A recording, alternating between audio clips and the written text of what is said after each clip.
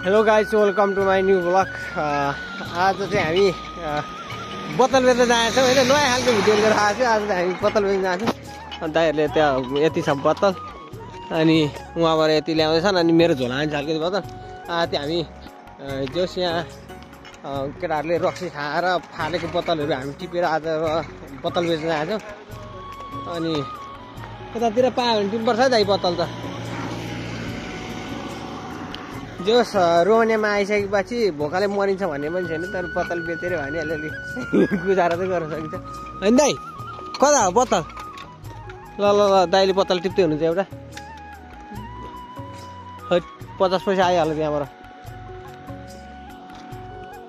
बोतल बोतल खोज्दै जाउँ है बोतल।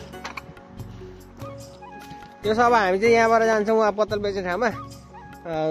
अब यसो बोतलहरू छुट्टीको टाइममा यसो बोतल सतल टिप्यो भने पनि खानेकुराहरू आफूलाई खर्चहरू चाहिँ उठ्छ। त्यही भएर हामी चाहिँ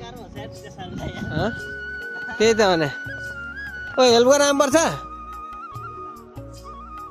दुईजना सानो सानोले यति बोक्दैछन्। यो पनि चुटिने भयो, तल खोकिरहेको छ यार। ए गाह्रो छ। यो बोतल भेट्यो भने बोतल टिपिहाल्नुपर्छ फेरि। यही मार्केटतिर जानेछौँ। मार्केट अलिक टाढा छ। यहाँनिर चाहिँ जङ्गल फाँडानी गरिसक्यो। अब किन यस्तो गरे दुईजना सानो सानोले। हेलो साडु, के छौ? दुईजनाले यहाँ बोतल पुगिरहेको। आज बोतल बेचेर मागेको छौँ हामी। मानावाला हुन्छ अगाडि। आज यो बोतल बेचेर हामी अन्डा ल्याउने, त्यहाँपछि एनर्जी ड्रिङ्कहरू, खानेकुरा केचप सेचप होइन, मसलाहरू के हुन्छ लिएर आउने। ए ल गडाको त खतरा कुदाउँदो रहेछ यार। यिनीहरू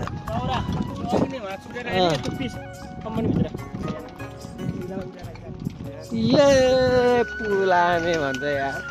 यो अहिले चाहिँ हामी यहाँ मार्केट नजिक आइसक्यौँ। यहाँनिर चाहिँ यहाँको अलिक ठुलो हस्पिटलनिर आएको छौँ। दुईजना चाहिँ पछाडि नै बसिरहेको छन्, आउँदैछन् केटाहरू। हामी चाहिँ अलि अगाडि आयो।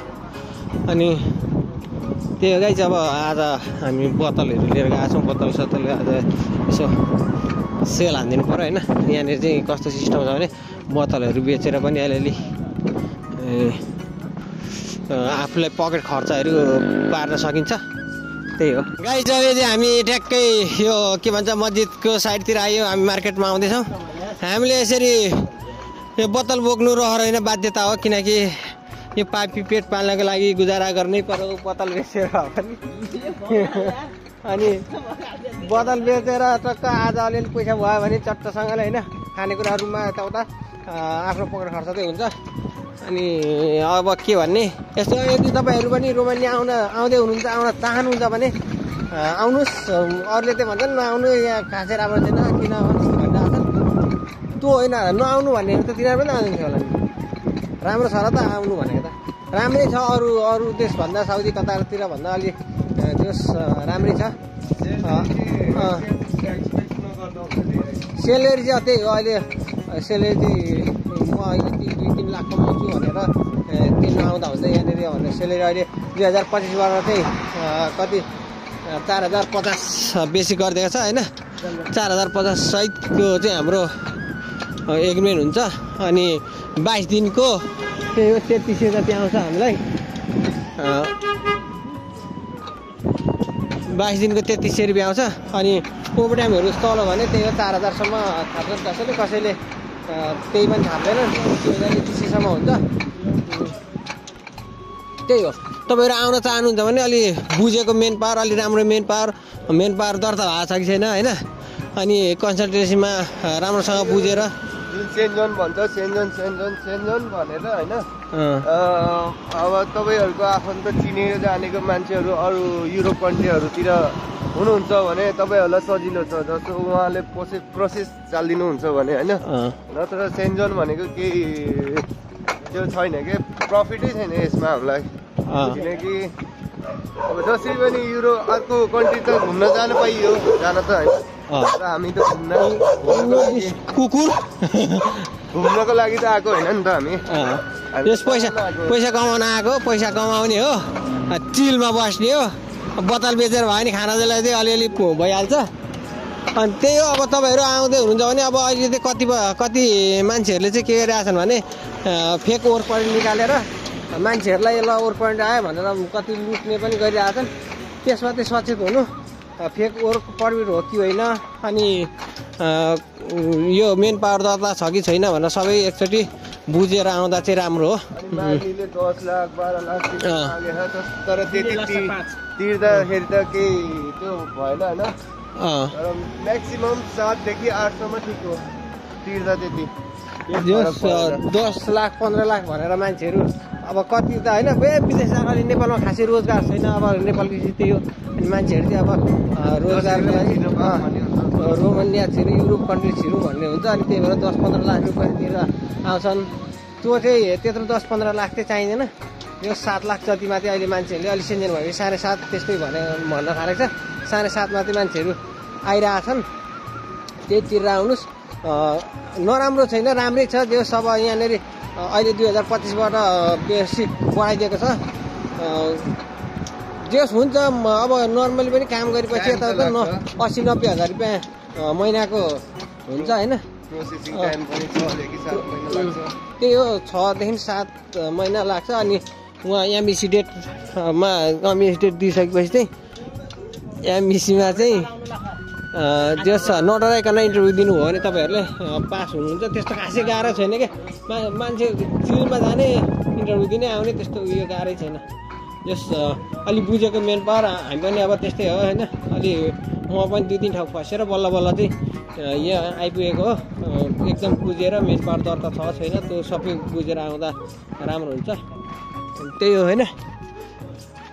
अब दाइले बोक्दै हुनुहुन्छ, हाम्रो चाहिँ बोक्ने अनि भ्लगर जस्तो मान्छेलाई यार यो यस्तो बोक्न दिन्छ नि यार, तरिका हो यार। यो त हाल्ने त तपाईँको त गाउँमा सबलाई हो। 2.5 जना त उनीहरू त अब मेहनती छन्। यो यही बेचेर भयो नि के गर्नु ल। यो पापी पेट पाल्नको लागि बोतल टिपेर। तर नेपालमा हो भने चाहिँ यस्तो चाहिँ कस्तो हुन्छ भने नेपालमा चाहिँ यो बोतल टिप्दाखेरि खाके या त्यहाँ भन्छ होइन, यहाँ बोतल खोजाखोज हुन्छ। यहाँ बोतल चाहिँ खोजाखोज नकुर नआयो त्यसका बाजे कति घुरेको लगाइचल चाहिँ हामी बियर बोतल बेच्ने ठाउँमा बोतल चाहिँ यसरी हाल्ने चाहिँ पैसा चाहिँ यहाँ जम्मा हुन्छ। यति भइसक्यो, पैसा जम्मा हुँदै जान्छ।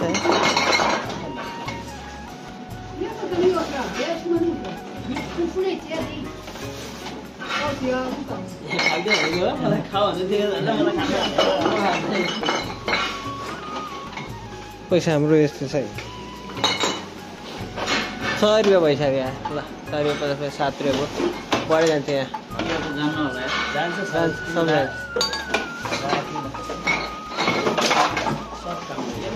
ओइ त्यो गएन एउटा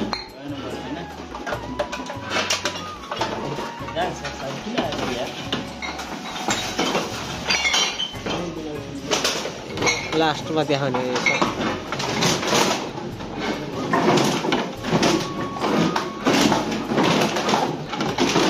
हाम्रो त्यो यहाँ यति छ होइन, त्यहाँ त्यो छ, त्यहाँ त्यो छ।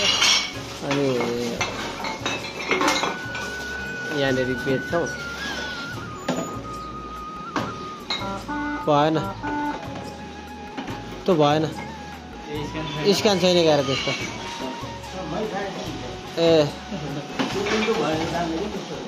प्रोफेसनल व्यापारी हो त दाइ, अर्को भएन भने चाहिँ त्यहाँ इन्टु देखाइहाल्छ।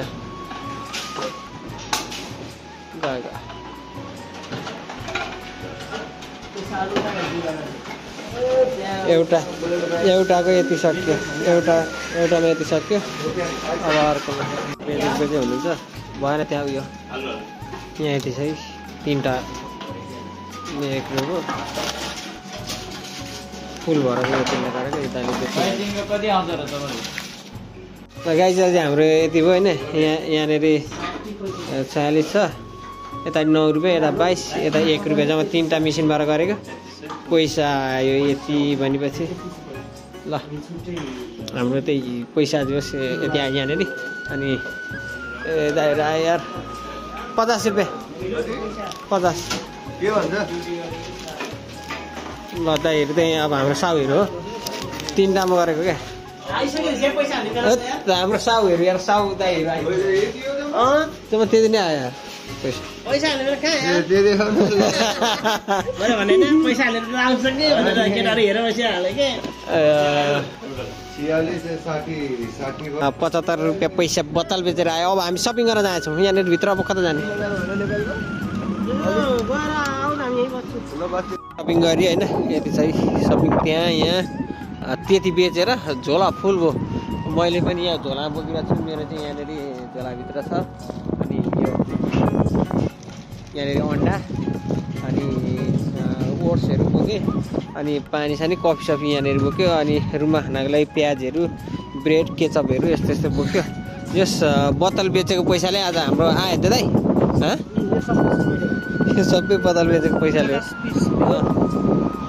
अनि त्यहाँ पछि कोकहरू पानी भयो पानी चाहिँ यो कस्तो हो भने सानो बोतल किन्दा महँगो पर्यो अनि ठुलो बोतल किनेको यो पानी तिर्खा लागेर चाहिँ चोरमा गएर पर पार्कमा बसेर खान्छौँ अहिले चाहिँ हामी यहाँ क्यासिनो खेल्न आएको छौँ होइन क्यासिनो के अरे बेटा क्यासिनो हाम्रो साँडुले खेल्दैछ नि यहाँ यो चाहिँ पैसा मार्ने ठाउँ अनि सक्ने ठाउँ पनि हो साँडुले हान्दैछन् अनि हाम्रो टिम चाहिँ यहाँ आएको छ राम्रो बवाल छ एकदम साँडुले जित्नुपर्छ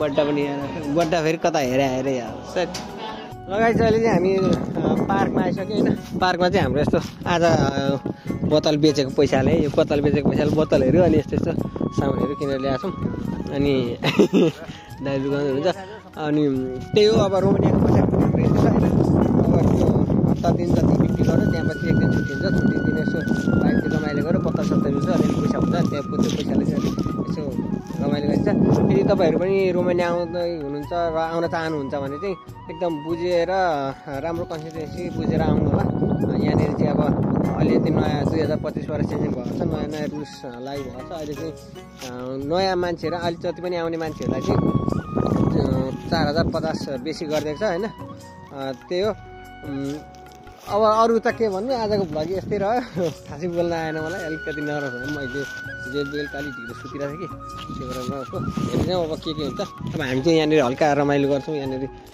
खाउँ